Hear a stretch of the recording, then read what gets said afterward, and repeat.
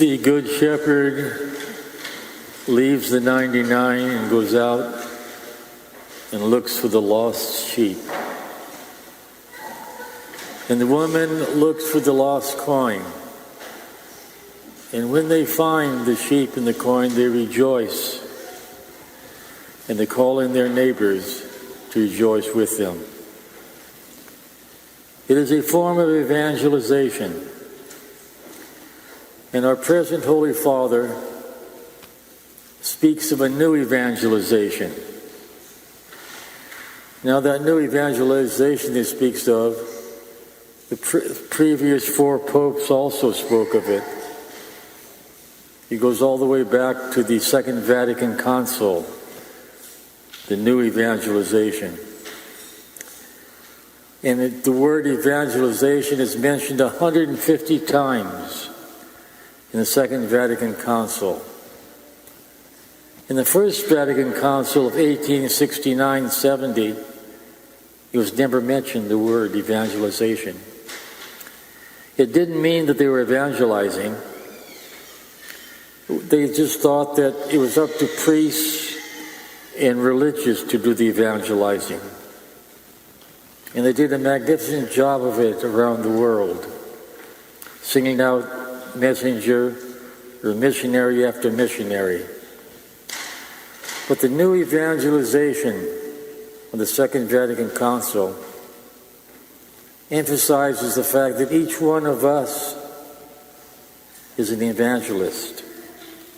Each one of us is a missionary. They say it takes 50 to 100 years before a council of the church can really produce its results. That's why the present Holy Father is talking about this new evangelization that involves each one of us, and not just priests or the religious. The new evangelization also takes place in a different type of world in the 21st century than back in the 19th century of the First Vatican Council. Back in those days, the United States was a Christian country. Europe was Christian. But now in the 21st century, secularism has taken over, and religion somehow begins to be diminished or not as apparent. The new evangelization is also different from the old insofar as the old spoke about religion in propositions and dogmas. The new evangelization talks about religion as living it, as putting it into practice by loving others. So one of the ways in which we evangelize is by loving others. Now, how do we become evangelists? They say Catholics of all different religions are the least ones to practice evangelizing or being a missionary. They kind of follow the idea, don't bring up religion, or don't bring up politics. But what could be more interesting than religion and politics is a question of how you bring it up. To bring it up in a friendly way, to bring it up in a humble way, to bring it up in a way in which you're not going to threaten somebody else or accuse somebody else of anything, by just sharing in a way what you believe in. And how you start out is by looking at the secular world and speaking in a way in which the secularists will agree. There are things in the Bible and things in the secular world that they have in common. Most people will say how terrible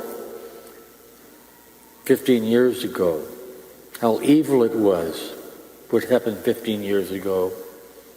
Most people will say there were wonderful heroes 15 years ago who went into the buildings, into the towers, to save other people's lives, Some even kept the door open and had other people go out first, and they never got out. Most people in the world will agree about that heroism. There are other things than in the Bible that exist today that people will agree about. The Old Testament talked about how evil slavery was. How for 400 years, the Jews were slaves in Egypt. How they were in Babylon for another 70 years. And today we know that there are 30 million people in the world today that are in slavery. These are the things that we can dialogue. That's evangelizing. Talking about what is evil in the world, what is good in the world. How about the poverty in the world? Most people admit how evil that is. And why cannot the world leaders somehow address the poverty in the world? And even if they do, somehow the assistance is diverted into those people who are greedy, and the funds or the assistance doesn't get there. So there are many things in the Bible, such as freedom, such as the importance of equality, that are ways in which we can talk to people about evangelizing. We can also share with people certain traditions of the Catholic Church. You take a St. Francis of Assisi, most people will say what a wonderful person he was. We can talk about Mother Teresa of Calcutta. Most people say how wonderful she is. We can talk about some of the wonderful saints. St. Augustine said, "O God, our hearts were made for you, and they're restless until they rest in thee."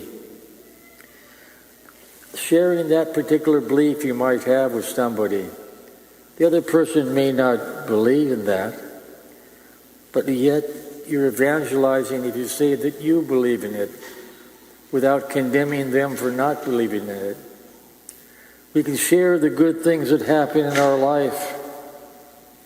We pray for somebody who has an illness, cancer, and somehow it goes into remission. We can share that with somebody. They may not believe it, but you're evangelizing by saying that you believe in it, and that you pray for other people. You pray for different things. Sometimes it comes about, and sometimes it doesn't come about. Sometimes it may take years for you to realize that what you prayed for did come about in a way in which you were unaware at the time, or something else happened that was much better than you. The old way of evangelizing often began with what was true. Then you moved to what was good. Then you moved to what was beautiful. The new evangelization does it the other way around.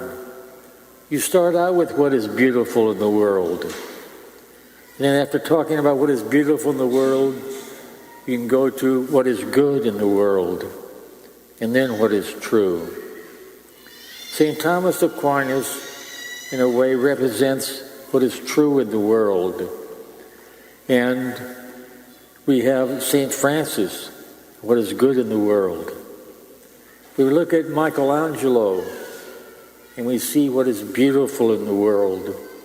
And by starting out with the beauty we find in other people, in what we love. We see Michelangelo in one of his magnificent paintings. The hand of humanity is reaching up, barely touching the hand of God. How beautiful that is. Or we might say it's the hand of God reaching down to touch the hand of man, humankind, to uplift humankind.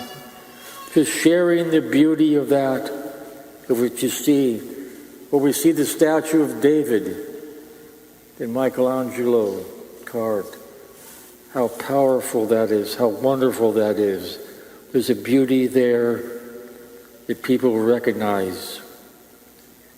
And some people said the only thing that didn't happen, it didn't speak. It did everything else that was so beautiful. We see the Pietà, the Blessed Virgin Mary holding in her arms the dead crucified Christ, her Son. We see that and compared with how she held him in her arms when he was an infant. Oh, that beauty can move people. And from beauty we go to what is good, and from what is good we go to what is true. Sharing those things with people is not going to offend them. They're just your beliefs. But they're more than your beliefs. They are eventually really reality itself.